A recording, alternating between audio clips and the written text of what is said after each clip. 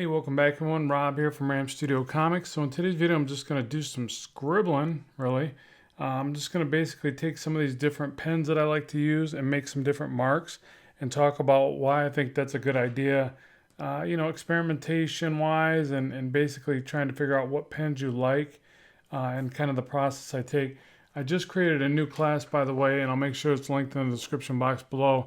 And I cover some traditional inking techniques, one of which is this thing, and then we even do some drapery just to cover some things. But then I thought, well, I should probably share something on the channel here and talk about, just some of the warm-up activities that I'll do. And, just different, I don't know if you want to call them exercises. I guess it could be that.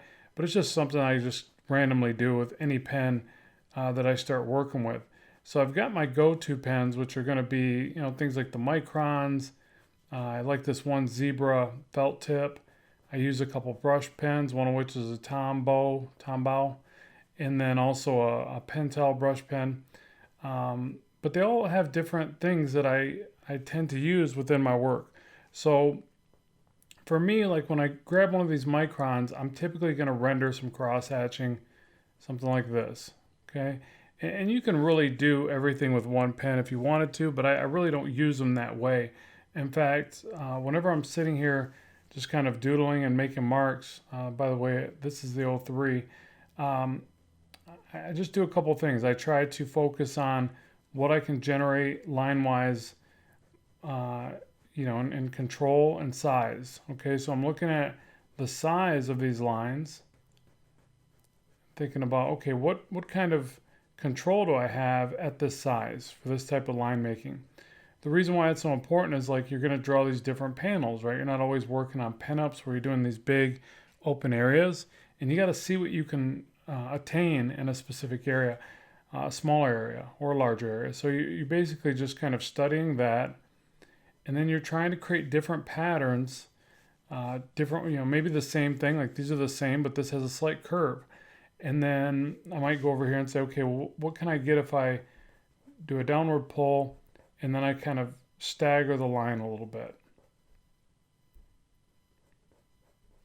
Let me check my screen here, make sure I'm not in the way of, and my hand always gets in the way, especially when I'm using a more shorter pen anyways. My hand gets right over the top of it, just the way that I tend to draw. And I don't want to move the camera because then it distorts it, but you guys can tell me what you think of that. Is my hand in the way? Is that annoying? But yeah, so like just kind of staggering or stuttering the line a little bit, that can be great for certain effects, right? And it's easy to do. It would be easier, right? Because you're basically emulating like you have an unsteady hand in a sense. And you want that. You want that variation, I think. I think it's really important to play around with all the different variables you can to get a nice variety. So that's what I would generate with a Micron, those types of lines. Okay, so anything that's a bit cleaner, I'm going to go for that. Now something that's a little bit more loose, but not a ton, it's still pretty clean, pretty tight, is this Tombow Fudenosuke. I don't know what that says, but you could see it there hopefully. And I'll make sure to list these in the description box below for you. But what's nice about this one is it's easier to get a bigger tapered line. So a nicer, larger thick to thin, and there's still a lot of control here. I really like these brush pens right here. This and the Zebra one I'll show you in a minute. But I think I might like this one better, to tell you the truth. But again, this is a little bit subjective to whatever size you're working at. So things I like to practice are how close I can get the lines together and control that. So I'm paying attention to that as I do this. How much I can control a tapered line and get to a nice point. So there's some of them I can get a nice heavy start to it really easily, right? But then if I can't get the point I want, then I might have to come back with a different pen to do that. And so, it's not out of the realm of possibilities or whatever, but I like when I can get all my rendering out with that one pen, at least a specific type of rendering. And that's what I'd be doing here. Another thing is you want to practice also bringing these together in different ways. Okay, so one way is you can just add this thicker little piece to the back. It almost creates another pattern, right? These are all in my mind, these are all just patterns that you're creating. Yeah, see, I don't like that, but I need to at least test it to see if I like it. And I might even try another little pattern like this. I do all sorts of weird little things when I'm inking my artwork because those patterns are neat. They introduce another level of detail to the work. So one way to think of it is just gradients, right? So for instance, let me go back to, let me see if this 01, I got to be careful because sometimes these 01s dry out and I got them sitting by my work area and I need to just toss them and go on to the next one. I buy these suckers by the box because of this. No, this one's good. Okay. But yeah, so basically you want to think about the different gradients you can create with these, okay? This is a perfect example because you can generate these nice little lines in succession.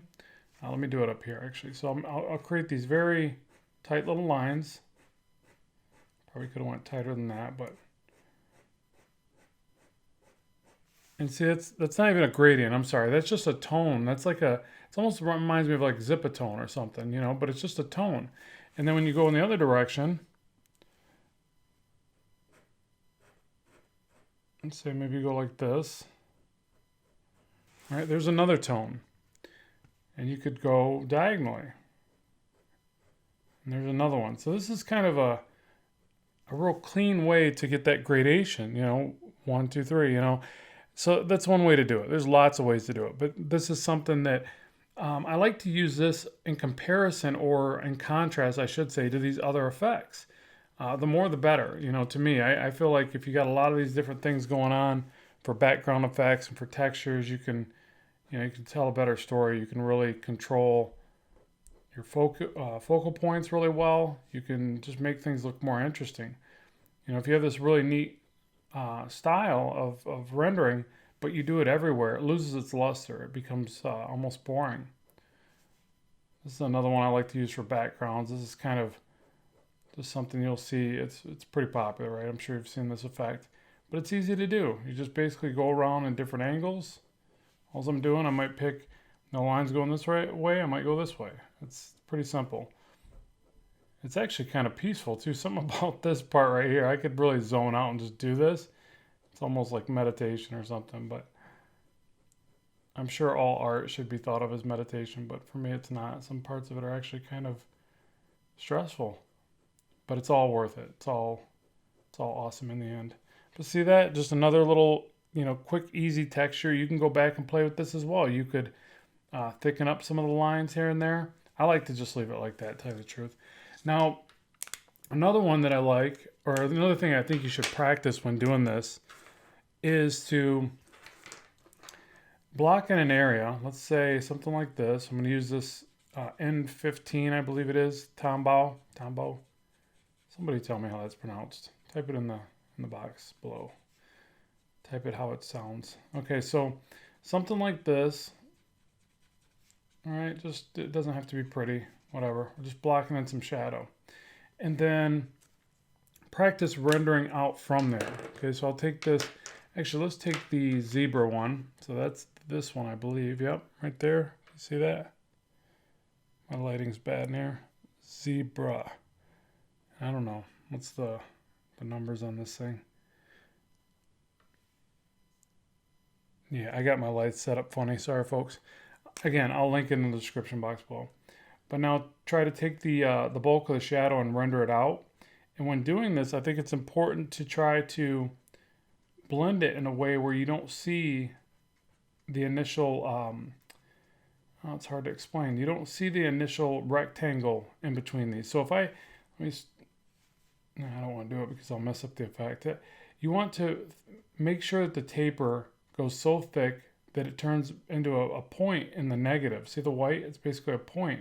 So I think it's really important to practice. I see a lot of people render and it looks pretty good, but then they leave these big gaps in between their lines kind of everywhere, okay? And in some areas it's okay to do that. Like I'm saying about contrast and comparison, there's definitely areas you do want to do that. That's okay. It's not like there's a right or wrong way to do this stuff, but you can get a really nice gradient or a really nice transition if you focus on bringing these together a little more. To me, that's what this is supposed to do. Your lines are supposed to soften up the edge of the shadow and blend. Some of it, anyway, some of it should be, not all of it. You know what I'll do it by comparison. So up here we've got this tighter, and I can go back in and keep making sure that all these negative white little areas turn into points. You know, that's the kind of taper I'm looking for. But say I do the same type of line, exact same line, but I space it out. It's just a different look. Okay, and I'll space it out further as I go this way. And this is really what I'm talking about right here. So to me, this isn't really what I would want to see in my work, this portion. It just has a totally different look than what we see up here. This to me looks like more of a transition.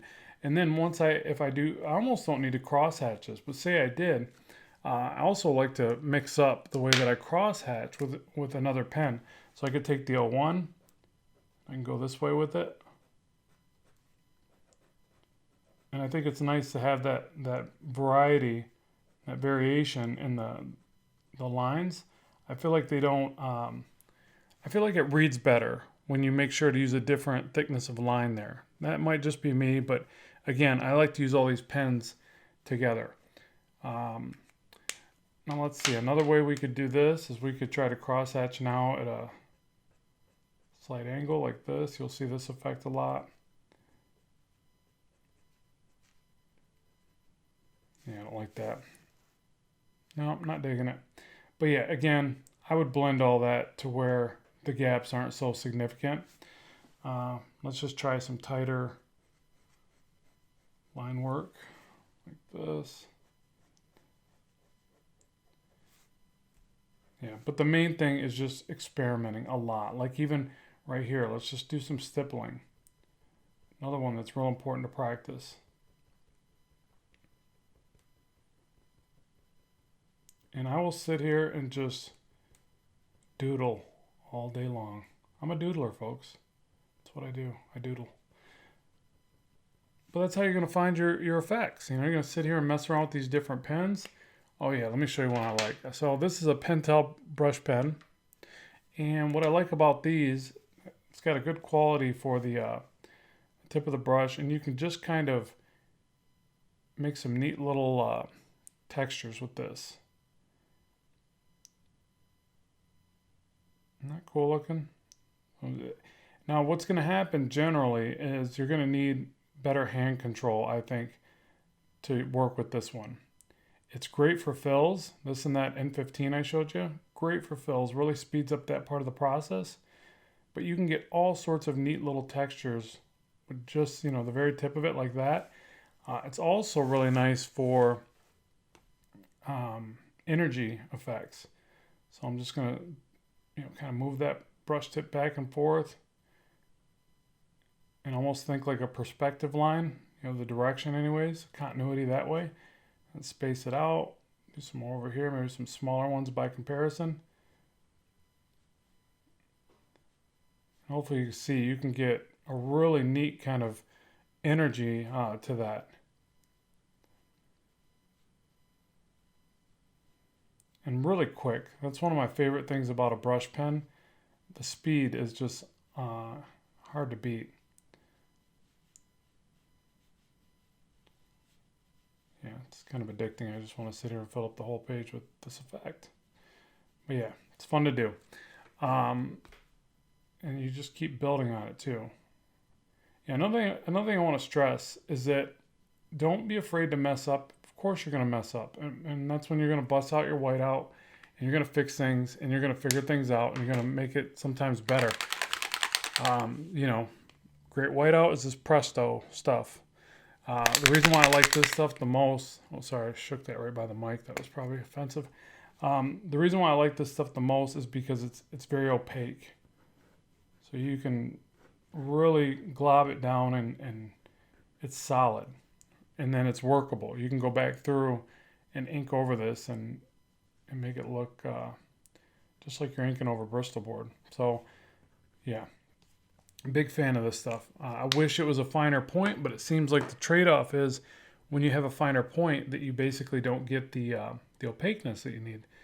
So let me see. Let me go back to the Tombow fine point, the Fudenosuke that I can't say.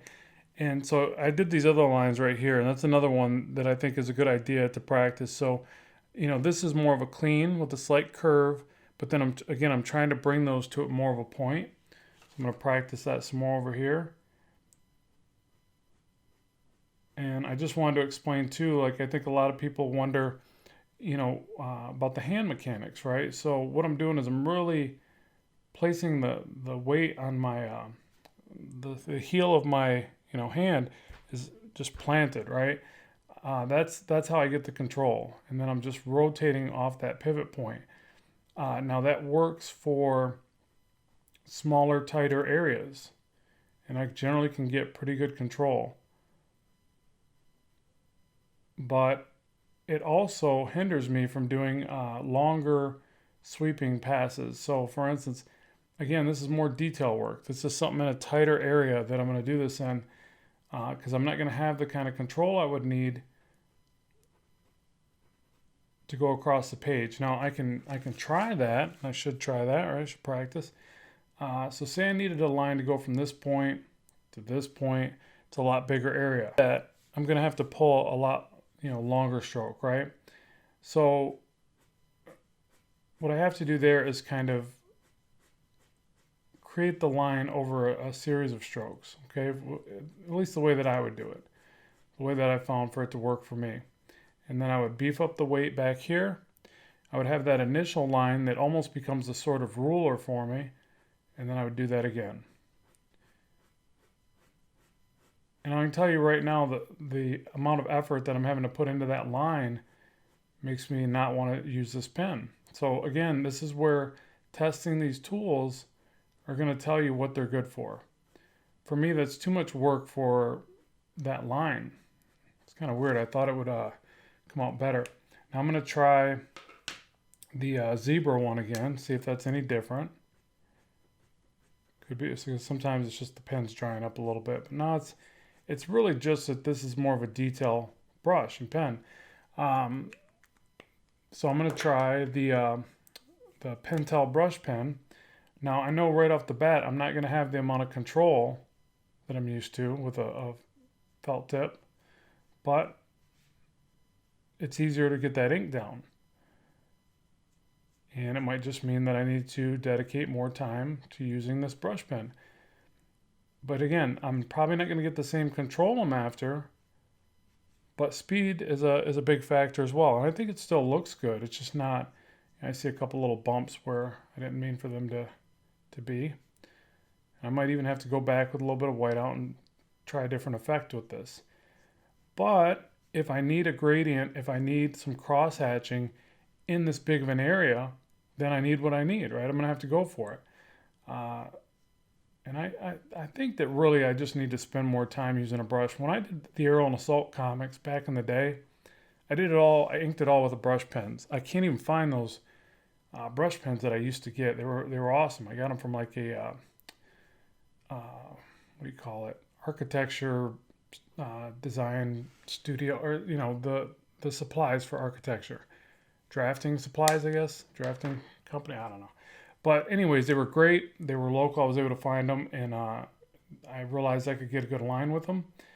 I'll tell you the truth. That's actually why I picked up this one. I thought it looked just like this, and a lot, pretty close. So I thought that's what this one was, the Tombow, but it's not. Like I said, I couldn't find them. But what I'm getting at is that's one of the ones I first started to feel really comfortable with.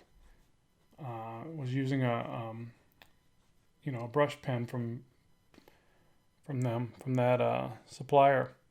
All right, so at any rate, we'll bring this one to a close. I hope you've enjoyed today's video. I'd love to know what you think, and more content on the way. As always, keep drawing, keep having fun, and bye for now.